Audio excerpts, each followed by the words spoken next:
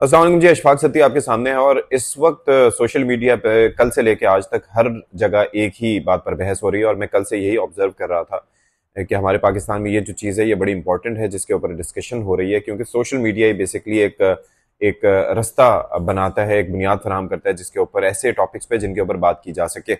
अच्छा, उस्मान डार साहब का आना मंजर आम पर, वो 8 या 10 सितंबर से गायब थे और उनके अगवा के हवाले से बात भी की जा रही थी, लेकिन वो कामरान शाहिद के घर पे पहुंचे, उन्होंने इंटरव्यू दिया।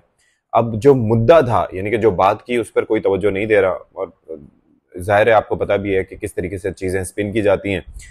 हर कोई इस बात पे बहस कर रहा है कि जी वो थे कहाँ।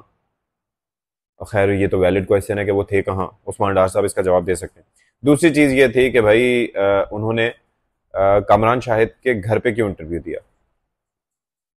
वो ऑफिस भी जा सकते थे, घर पे कैमरे पहले से कैसे मौजूद थे, वो तैयार कैसे थे शो करने के लिए। तो भाई इस हवाले से सारी क्लैरिटी आ गई है कि कामरान शाहिद ने बताया कि उनको फ़ोन किया, उस्मान डार ने बताया कि भाई मैं आपसे मिलना चाहता हूँ और मैं इंटरव्यू देना चाहता हूँ। उन्होंने कहा ऑफिस आ जाएं। तो उस पर उस्मान डार ने कहा कि ऑफिस में और बड़े मसाइल हो सकते हैं, तो इससे बेहतर है कि मैं यहाँ पर ही इंटरव्यू दे दूँ, आपके घर पे, आपकी रिहाइशगाह पर। He felt safe over there. फिर उसके ऊपर जो दुनिया न्यूज़ की पूरी टीम थी उनको वहाँ पर बुलवाया गया, कैमरे शैमरे सेट करके वो इंटरव्यू वहाँ पर रिकॉर्ड हुआ, जो भी हुआ।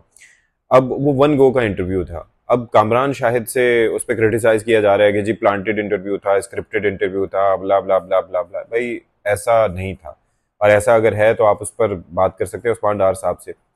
बात होनी चाहिए इस वक्त मुद्दे की कि जी वो मुद्दा क्या था। दर हकीकत इंसान को हमेशा किसी भी पोजीशन पर हो, जब भी कोई बात करे, एक तो अपने आप को इनविंसिबल नहीं समझना चाहिए।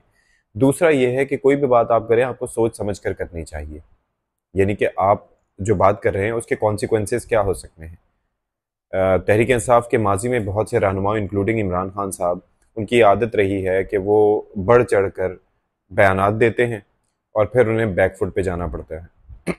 उन्हीं लोगों के साथ चलने की कोशिश करते हैं जिन लोगों के खिलाफ बयानात देते रहे, और समझते हैं कि वो जो चाहे जैसे चाहे कर सकते हैं और उनसे कोई सवाल पूछने की जरूरत नहीं कर सकता।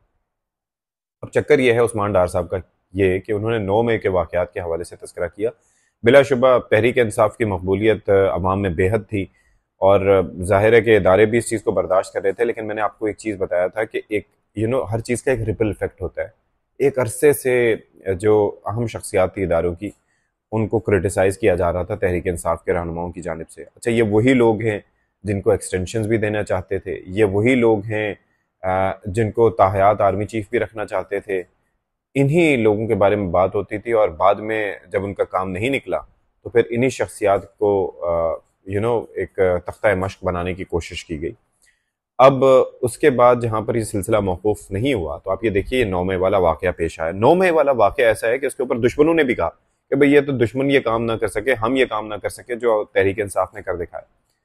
फिर उस्मान डार साहब के जो इंकशाफात थे, जरा उस पर तो नजर डालें। भाई वो घर का भेदी है बंदा, उसे सब पता है कि खान साहब क्या कहते थे, और हमारे सामने शोज में बैठ के जिस तरीके से वो इमरान खान साहब और उनकी पॉलिसीज को डिफेंड किया करते थे, सबके सामने रोजे रोशन की तरह आया है।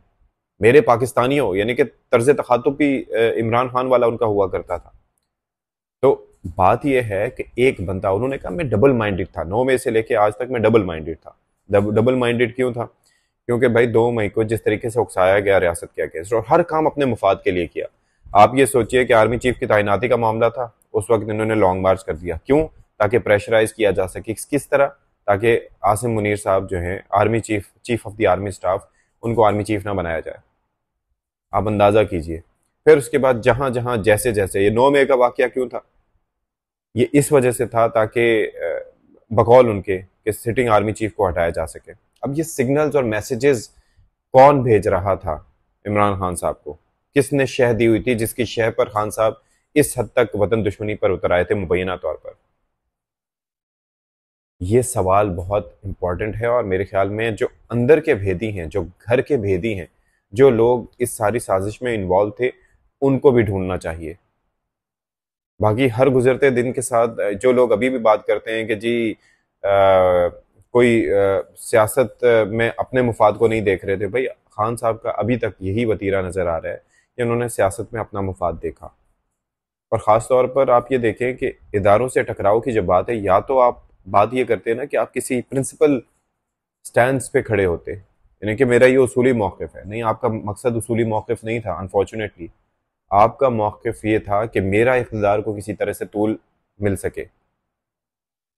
अगर आप इतने उसूली होते तो आपने बाजवा साहब को पहली दफ़ा भी एक्सटेंशन नहीं देनी थी। वो तो खैर किसी सियासी जमात उस पर बरी ज़िम्मा करार नहीं दी जा सकती। अगर आप उस वक्त प्रिंसिपल स्टैंड था तो आप वहाँ पर खड़े रहते। यानी कि जहाँ पर अपनी मर्जी की बात हो, जहाँ पर अपने हक में बात जा रही हो तो वहाँ पर प्रिंसिपल स्टैंड, और जहाँ पर वैसे बात हो रही हो तो वहाँ पर जी आइन और कानून की खिलाफ वर्जी हो गई। यह तो नहीं चलता। लोग अब भी लोगों को ये गेम समझ जाना चाहिए कि दरहकीकत हो क्या रहा है। और उस्मान डार साहब हो सकता है मतलब along with the other leaders, और जाहिर है जिस तरह से उन्होंने बताया कि जी दो धड़े थे, ये फ़ारूक हबीब हो गए, ये बाकी हमाद अजहर एंड ग्रुप, ये सारे के सारे वो थे जो महाजारे के हक में होते थे। कुछ लोग जो है वो बीच का रास्ता निकालने की कोशिश करते थे। तो सियासत जो है वो अफ़हाम तफ़हीम का नाम है। आप रियासती इदारों से टकराव की पॉलिसी नहीं रख सकते, आप रियासती इदारों को कमज़ोर नहीं कर सकते। बिकॉज रियासती इदारे अगर कमज़ोर होंगे, अगर अफवाज पाकिस्तान कमज़ोर होंगी तो इसका इम्पैक्ट जो है आपको पता है नेशनल सिक्योरिटी पर पड़ता है। सो बी वेयर।